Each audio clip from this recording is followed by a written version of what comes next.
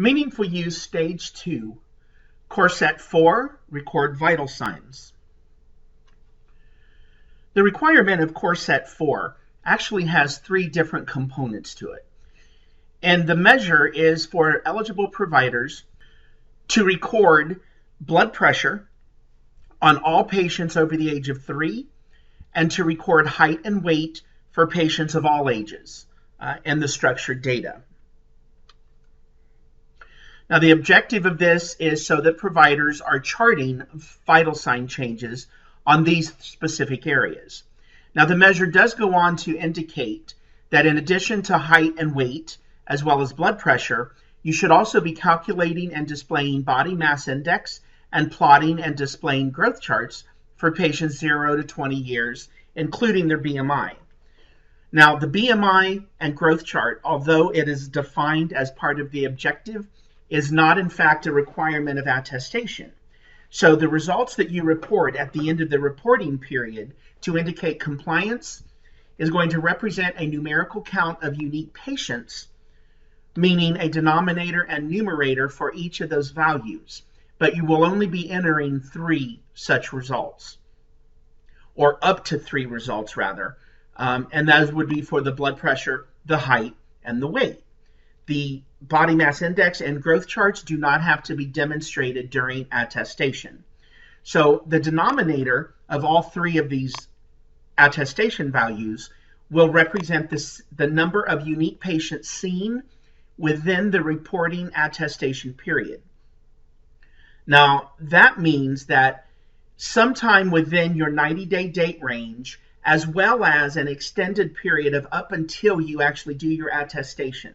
So if you do your 90 days to end on September 30, but then you actually don't end up getting your attestation done until October 15th, you actually can also include those first 2 weeks of October in your numerator so that if you had missed some vitals, you can go back and catch them up without having to reopen your encounter or extend your reporting period.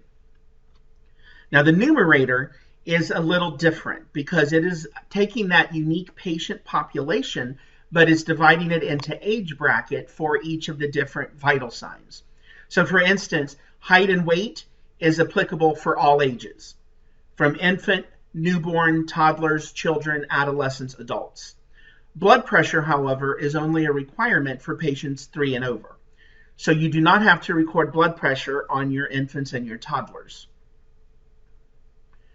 Now, as regards your vital signs, they do have to be numerical. So on your templates, the structured data within Prognosis, if you are currently using text fields so that you're able to enter the data in a fraction format, for instance, that is no longer acceptable. So you will have to modify those templates so that your data elements are actually numerical instead of text. Now, regarding exclusions that are available to the eligible providers, there are actually 4 different scenarios by which you can exclude yourself from vital signs.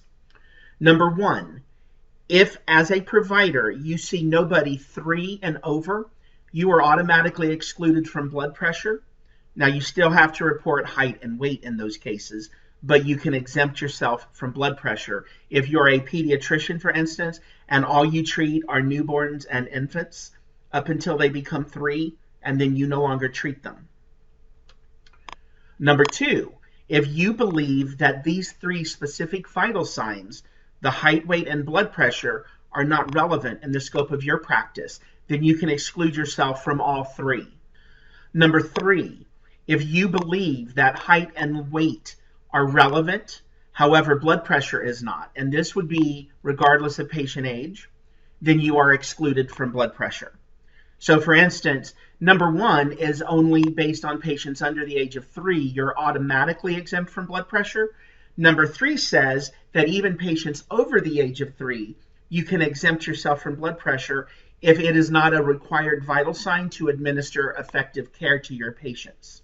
Maybe you're an ophthalmologist, for instance, or a dermatologist, and the treating of their topical allergies or their eyesight doesn't really depend upon their blood pressure. And you're able to clinically treat your patient effectively without knowing their blood pressure. Then that is what scenario 3 is for. And then finally, number 4 is kind of the opposite of number 3.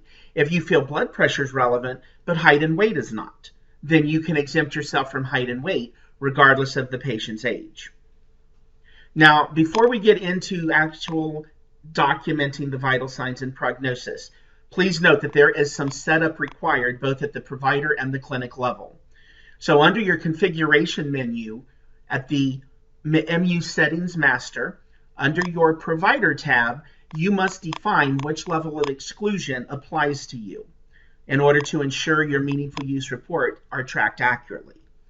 In addition to that, at a clinic level, effective for all providers in the practice, you must also define what test codes you're actually using on your vital signs template.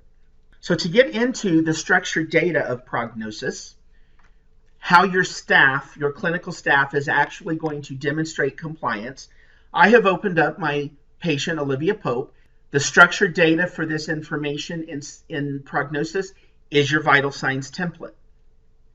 Specifically here on our right-hand side, we see we have our weight, our height, and our blood pressure. Now these other vital signs, again, based on your local practice, feel free to get them. They're not part of the meaningful use measure 4, however. Only these first fields are. Now you'll notice that I have my blood pressure in 2 separate fields. And this is what I was indicating a moment ago, that your result type must be numeric.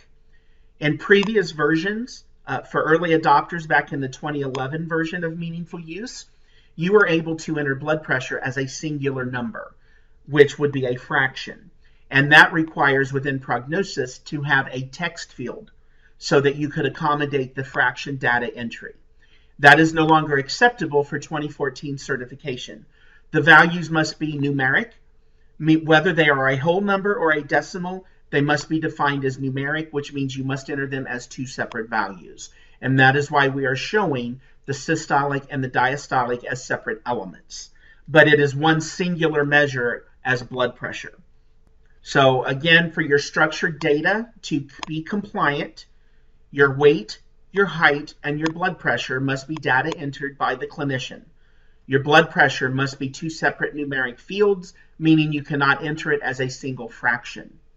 The attestation doesn't require a growth chart or BMI, but you need to be prepared to demonstrate those values, how the system generates them if you were to be asked to do so by an audit.